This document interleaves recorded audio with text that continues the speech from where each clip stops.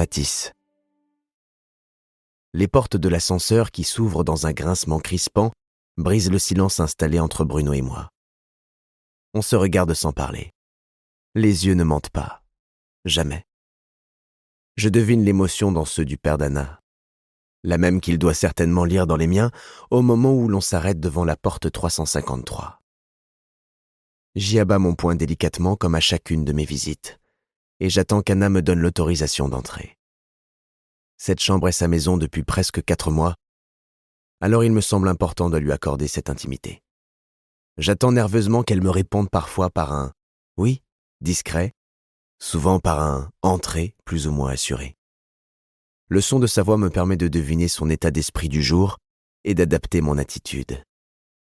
Dilettante par beau temps, empathique les jours brumeux. Jamais depuis son retour, je n'ai réussi à la jouer cool avec elle. L'impression de marcher sur des œufs ne me quitte pas. Pas plus que la peur de dire ou faire quelque chose qui pourrait la contrarier. Je la sens différente. Plus à fleur de peau qu'avant l'accident.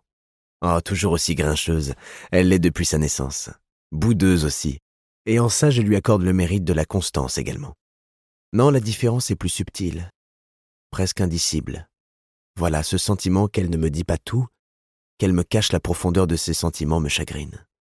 J'aimerais l'aider à se reconstruire, mais j'ignore comment. Alors je suis là. J'ai la prétention de croire que ça suffit. Pour l'instant, en tout cas. Ah, bah enfin, j'ai cru que vous n'arriveriez jamais. Bonjour à toi aussi, Bergamote, répond Bruno sans se départir de son sourire. Il la prend dans ses bras. Et je surprends Anna qui lève les yeux au ciel en soufflant discrètement, comme si ce contact physique l'irritait. Elle qui était si proche de son père semble ne plus supporter son contact. Bruno ne remarque rien, trop heureux de retrouver sa fille. Il focalise son attention sur l'impertinence qui la caractérise et qui le rassure. Mais moi je vois bien que quelque chose a changé.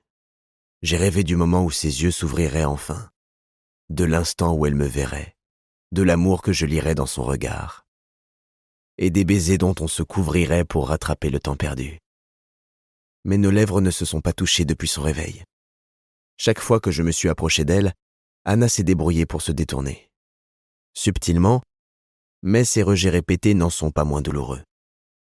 Je me contente donc d'attendre, qu'elle soit prête, qu'elle me fasse confiance à nouveau.